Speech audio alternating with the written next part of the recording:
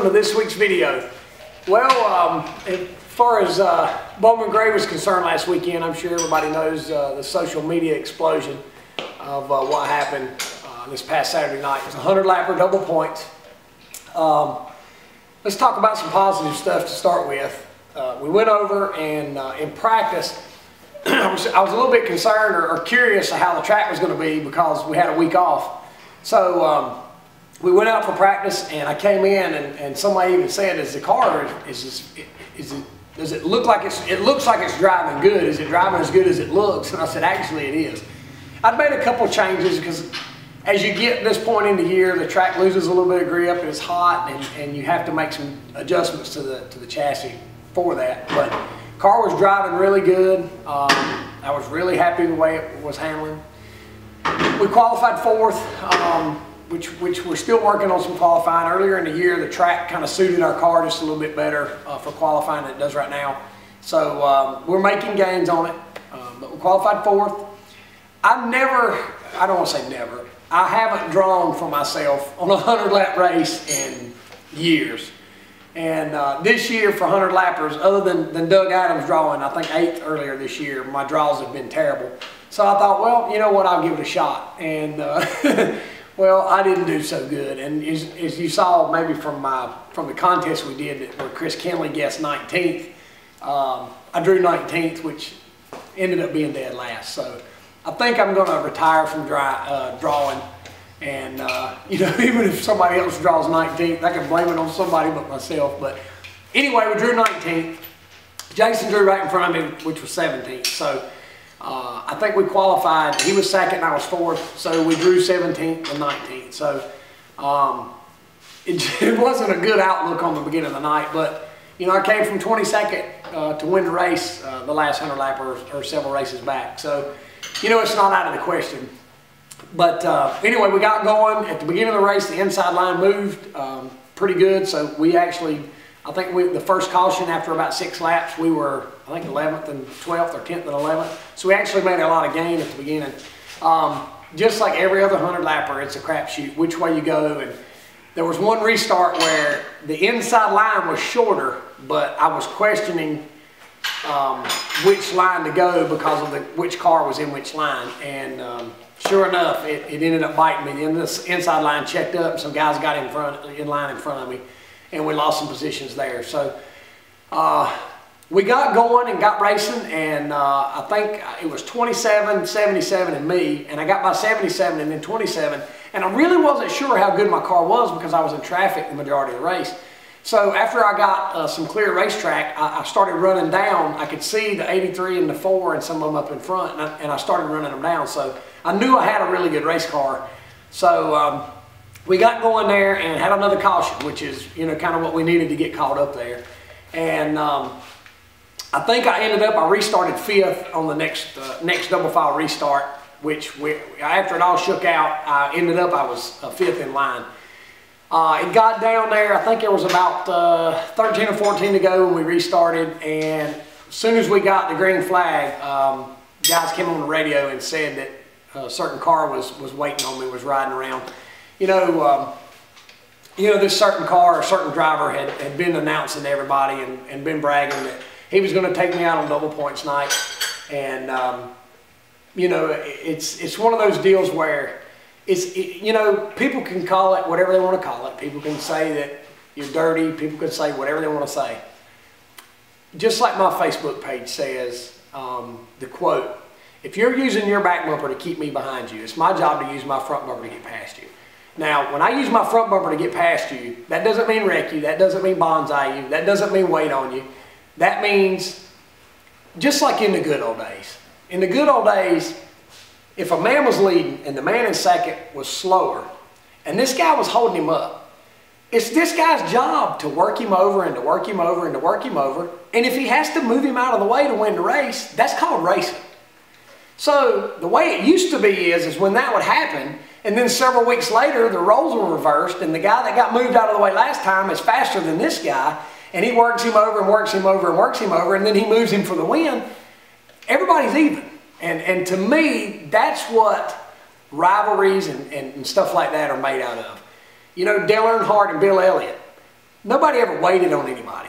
And have I waited on people before? I sure have. Well, I've waited on one person before. But it's not something that I'm proud of. What happened Saturday night, I'm not proud of it. You know, if I could do something about it, I would. I go over there to race to win. The night that in the 100 lapper when I came from last to second, and I worked the guy over, and I worked the guy over, and I worked the guy over, and he tied it down, and then he ended up getting spun out. You know, that's racing. That's what racing is. And if the roles were reversed, it's racing. But Saturday night, whenever they came on the radio and said, certain car's waiting, and he's riding around slow, as I started to go around this car up off turn 2, he tried to pinch me in the wall. When he went back and I checked up, we got together, and you know, I don't have to go through all the details. All you got to do is pull it up on YouTube, because most people that are watching this video have already seen it anyway. But it's just one of those deals where, you know, do I want to win a championship? Sure. I mean, that's, you know, I want to win races and I want to win a championship. That's why we go over there. But I refuse to tolerate some of the things that are taking place. And if it means losing the championship, you know, to stand for what I believe in, then that's what I'm going to do. But you know, I hate it for the fans. I hate it for my sponsors, my team, my family. I hate it for everybody that's involved with me personally. There was a lot of fans. I know there was, in particular, there were some fans that came, I think, from the East Coast that came up. They stopped by here Friday. I'm sorry, I'm terrible with names, but if you're watching this, you know who you are. They came up and they said they were going to come down in the pits after the race. There was a lot of people, because this last date was on their calendar, because every year when we come back from the break, 4th of July break, it's a 100 lapper double point. So I know there was a lot of people who had it on their calendar to come back for this event. So I hate that we left. Winston-Salem Police Department asked me to leave, so there wouldn't be any more confrontation. So we got our stuff packed up, we left, the hauler left. We just wanted to avoid any more drama. But on the positive side of things, the car was great. I think we had a solid top 3. Qualified decent. You know, it's just unfortunate that some of the things you have to deal with over there. Racing at Bowman Gray, it hit me the last race of the year last year. It hit me that racing at Bowman Gray is like riding a motorcycle down the highway. You don't have to worry about yourself as much as you do the people that you're around. And, you know, like it or not, you know, that's the way it is. And I'm sure some people feel the same way about me, but it's the nature of the beast at Bowman Gray Stadium. You know, whose fault is it? I don't know. Have I been guilty of a lot of things that maybe I shouldn't have done? Yeah, I sure am guilty. But there's a lot of things that happen that it puts you in a corner where it leaves you no choice but to do those things because of the way things are done at Bowman Gray Stadium. I know a lot of people have given Bowman Gray Stadium a lot of flack and talked about, you know, how it's not real racing, how it's, you know, more like WWE. Yeah, it kind of is. There's a lot of good racing there. And I think a guy actually told my daddy earlier this week, he said, I was watching one of the best modified races I'd watched all year long until the last 10 laps.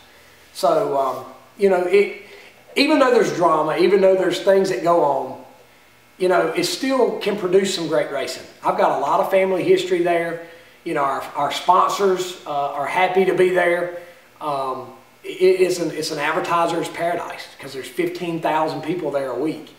Who are very loyal. Fans over there are the most loyal fans that in any sport that you can name off. So, you know, without getting into too much detail or to too much, without getting too deep, period. You know, I just want to say that thank you for standing behind me. If you stand behind me, if you don't stand behind me, that's okay too. It's just, it is what it is, and you know, I'm gonna go over there this weekend. If you haven't heard, I fell from 21. I was 21 ahead in the points. Now I'm second, 19 behind. So at this point in the season, you know, we got a new outlook. You know, we've been going over there before, trying to win races, but we've been trying to be solid. At this point, you know, points points are not even going to cross my mind. At this point right now, I'm going over there to win races. And our goal as of right now is to go over there and win 6 more races. So I think that's how many weeks are left, 6 more weeks. So anyway, coming up this weekend is Twin 25s. It is the Night of Destruction, monster trucks there, demolition derby. Slake's talked about it for a week now. Can't wait to get over and see the monster truck. I'm pretty sure normally if you get there, I think they run everybody out of the pits about 5:15. If you get there between 3 and 5:15, you can come in and the monster truck is sitting there and the kids can look at it. And I think they sell t-shirts and stuff. Slade always likes to climb up on the big tires and all that stuff. So, but like I said, it's we've got 6 more races over there. We're going to go over there. We're going to do the best we can do, try to take home 6 more trophies. But you know, you can read whatever you want to read into that. But that's my goal, to win 6 more races. So, that being said, I want to thank Citrus Safe Barbecue Grill Cleaner, Speedway Auto Auction of Charlotte, Adams Tow and Doug and Wendy, Mac Allen at Haviland Express Lube of Kernersville, John at Cleanup Supply, Mark Moorfield, Budget Sales and Leasing, RE, Pro System, Brown and Miller, Hank Thomas.